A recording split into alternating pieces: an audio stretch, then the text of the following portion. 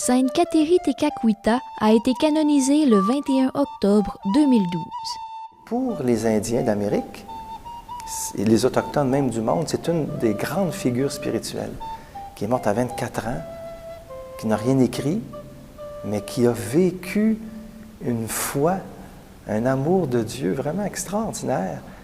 Pour voir sa spiritualité, il faut parler un peu de sa vie quand même, quelques repères. D'abord, sa mère, elle était à Trois-Rivières, Ka'enta, elle était algonquine. Et on sait, il y avait des guerres, les Iroquois, algonquins, les Hurons. Et c'est lors de l'une de ces guerres que l'algonquine chrétienne est enlevée à son village et le chef du clan des Tortues en fait son épouse. De cette union naissent 2 enfants, dont Cathérie Tekakwitha. C'est la tribu des Mohawks, dans le fond, qu'on appelait des Aniers aussi. Et c'était dans l'État de New York. Quand Catherine elle a 4 ans, c'est la petite vérole qui arrive, la maladie, et ses parents meurent, puis son frère. Catherine va rester très fragile durant sa vie, dans sa santé. Et d'ailleurs, le mot Tekakwitha, ça veut dire « celle qui avance en hésitant ». On va l'appeler comme ça parce que quand elle avance, elle ne voit pas bien. Puis elle ne peut pas être au gros soleil. Donc souvent, elle a un voile. Sa mère lui parlait de Jésus, l'algonquine, Ka'enta, et ça va rester dans sa vie, ça. Même si elle perd sa mère quand elle a 4 ans, elle connaît un peu la vie de Jésus. Et elle est attirée par Jésus. Un jour, Cathérie a l'occasion de parler de son amour de Jésus à un missionnaire jésuite de passage dans son village. Et Catherine lui dit « Je veux être baptisée ». Alors c'est un cri du cœur. Avant, bien sûr, l'Esprit Saint travaillait en elle, mais là, elle veut être baptisée. Et là, ça va être très rapide parce que le missionnaire se rend bien compte que là, c'est une âme exceptionnelle et qu'il n'y aura pas vraiment beaucoup d'éducation. Et elle va être baptisée quand elle a 20 ans, à Pâques. Et là, on va rire d'elle et on la persécute d'une certaine manière. Et c'est pour ça que le père Lamberville va voir aussi que c'est impossible pour elle que sa foi s'épanouisse là. Aussi, il décide d'organiser la fuite de Cathérie et la jeune fille s'installe à la mission Saint-François près de Montréal où elle peut vraiment vivre sa foi. La spiritualité de Catherine, elle est très, très axée sur la prière, une grande attirance à Jésus, une grande liberté à l'Esprit Saint. C'est une jeune fille qui est ouverte à l'Esprit, qui suit son cœur. C'est une fille qui va au bout de son désir. Quand elle veut quelque chose, elle y croit. Puis même s'il y a des persécutions, dans son cœur, elle sent que c'est ça. C'est pour ça qu'elle dit « Qui m'apprendra à faire la volonté de Dieu afin que je le fasse? Qui me dira quoi faire? » Très tôt le matin, elle va à la messe. Et puis, elle donne des heures aussi d'adoration au Seigneur. Elle s'occupe des pauvres de la communauté. Et puis aussi, elle s'occupe des personnes âgées. Sa foi était vivante. Parce que la foi, c'est un don qu'on accueille. Mais c'est une aventure, c'est une expérience, c'est un engagement. Moi, je pense qu'il y a une parole pour nous, de rapprochement au centre des Premières Nations et nous. Les Premières Nations qui ont donné ce qu'ils ont de plus beau aussi en Catherine, dans leur spiritualité, et le christianisme qui est arrivé, qui a épousé la spiritualité amérindienne aussi à travers les martyrs canadiens et tous nos mystiques. Et Catherine, elle a bien intégré ça. Et c'est un bel exemple, justement, de l'Évangile, hein, qui est vraiment s'incarne dans une culture.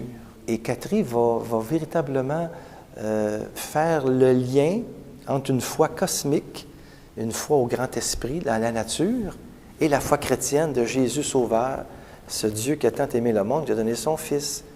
Et ce Dieu-là qui souffre sur la croix, bien, Catherine, elle craque devant ça, elle. Elle dit, Seigneur, qu'est-ce que tu veux que je fasse pour toi, toi qui as donné ma vie, toi qui as donné ta vie pour moi? Alors, c'est une amoureuse, c'est une grande amoureuse, une femme de désir qui a vraiment allié ce qu'il y a de beau dans la spiritualité amérindienne, le sens du sacré, l'ouverture au grand esprit, le respect de la création, et ce qu'il y a de beau dans le christianisme, la foi, l'attachement au Christ, l'amour du Père qui nous a donné son Fils, l'ouverture à l'Esprit Saint et surtout l'Eucharistie. C'est une fille eucharistique qui a découvert l'Eucharistie et qui a vraiment passé du temps devant le Saint-Sacrement et qui aimait la messe. Puis bien sûr, une spiritualité qui est très, très près de l'écologie, parce que pour elle, la création, c'est un don de Dieu. On doit la respecter et surtout que Dieu se révèle aussi dans la création. Jean-Paul II a nommé Catherine Tekakwitha, patronne de l'environnement et de l'écologie, au même titre que François d'Assise. La nature, pour elle, c'est un livre où Dieu lui parle. Elle aime prier dans la nature, mais à cause de ses yeux, elle ne peut pas y aller comme elle voudrait, puis des fois, c'est dans la petite maison de bois ou la tente. Et là, elle aime prier. Et Jean-Paul II, dans un texte, il dit que le Christ s'est fait Huron avec les Hurons. Il s'est fait Indien avec les Indiens. Pourquoi? Parce que, justement, nous sommes les membres de son corps. Catherine, c'est comme le Christ qui est Mohawk. Et c'est une belle reconnaissance, bien sûr, que l'Église fait, à travers Benoît XVI, de la reconnaissance de cette fille-là, mais de la culture aussi dans laquelle elle est née. Alors, à travers un saint, c'est tout un peuple. Puis en même temps, c'est son folklore qu'on reconnaît. Parce qu'il y a un folklore aux Amérindiens, il y a une culture. Plusieurs représentants des Premières Nations d'Amérique du Nord ont assisté avec dévotion à la canonisation de Catherine Tekakwitha et aux célébrations qui l'ont entourée. Elle est proche des gens aussi qui sont exilés, immigrés, comme elle est près des gens qui sont handicapés, parce qu'elle avait un handicap. Ça fait partie de sa spiritualité. Mais elle, c'est le Jésus sur la croix qu'elle aime. Et là, sa vie prend tout un sens parce qu'elle veut donner sa vie au Seigneur et elle va s'offrir à Jésus. Elle veut communier à la souffrance de Jésus. Puis les Jésuites, ils disent « Wow, vas-y mollo quand même. » là. Mais c'est une guerrière et elle lutte contre, justement, ses penchants mauvais, si on peut dire, même s'il n'y avait pas vraiment de penchant, là, mais tu sais, pour être totalement donné au Seigneur. Et c'est pour ça que dans son cœur, il va y avoir l'appel, justement, de consacrer sa virginité au Seigneur, de vivre le vœu de chasteté. Mais ça ne se faisait pas dans son temps. Où elle apprend ça, elle? C'est des émotions de l'Esprit Saint en elle qui l'invitent à ça. Donc, elle demande aux missionnaires. Les missionnaires jésuites, ils n'en reviennent pas, puis ils disent, ben coudonc, oui, c'est vrai, oui, ça se fait en France, il y a des religieuses qui vivent le... D'accord, Catherine, c'est ça que tu veux, donne au Seigneur. C'est surtout cette virginité consacrée au Seigneur qui lui a valu le surnom de Lys des Agniers, symbole de sa pureté. Elle a voulu fonder une communauté des Autochtones, une communauté d'Autochtones pour justement la conversion des Iroquois. Parce qu'elle aussi, comme les missionnaires, comme Marie l'Incarnation, comme Marguerite Bourgeois, aussi d'autres, aimait tellement les Indiens qu'ils voulaient qu'ils rencontrent ce Dieu-là. Et c'est pour ça qu'elle avait ce souci-là de fonder une communauté, que ça n'a pas fonctionné. Mais plus tard, ça va être fondé par d'autres, en Californie, puis aussi au Nouveau-Mexique. Parce que Catherine va se répandre en Amérique, son influence.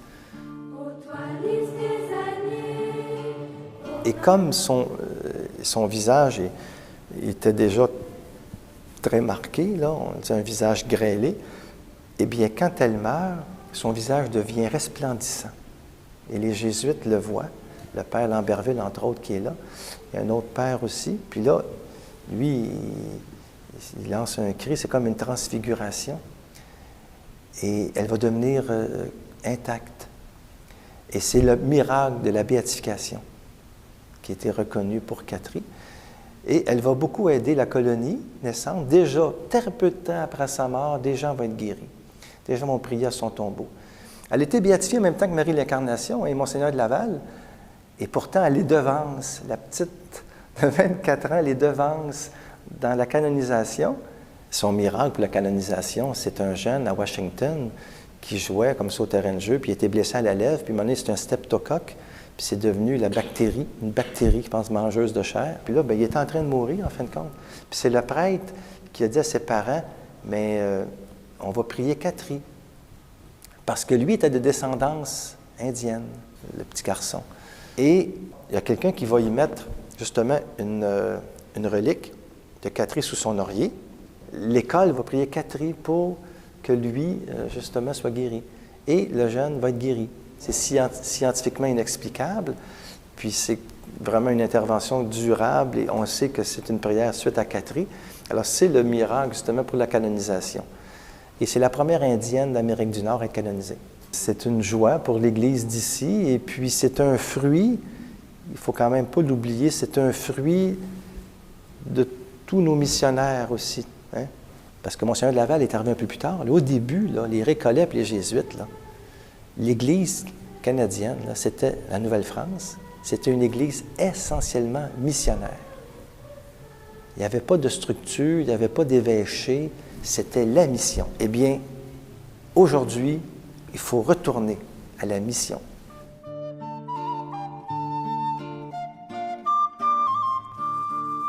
Kateri nous montre par sa vie toute simple, lorsqu'on se laisse habiter par Dieu, par la foi, lorsqu'on accueille Jésus dans son cœur comme elle l'a accueilli et qu'on accueille l'Évangile, ça nous donne toutes les forces, tous les dons, toute l'audace qu'on a besoin pour vivre dans la vie de tous les jours, dans l'amour, dans un amour très fort pour Dieu, mais pour nos frères et sœurs. Elle allait à la messe tous les matins, cette jeune fille. Elle allait passer du temps devant le Saint-Sacrement. Mais elle n'était pas qu'à l'Église. Elle était dans les champs avec les autres de sa communauté amérindienne. Elle était là avec les autres, les vieillards, les personnes malades, les enfants. Elle enseignait les prières. Elle rayonnait par sa vie de tous les jours. Les gens la voyaient heureuse. Lorsqu'elle est décédée à l'âge de 24 ans, les gens disaient déjà, mais c'était une sainte parmi nous. Imaginez un témoignage aussi fort. Hein? Elle a gardé son cœur pour Dieu.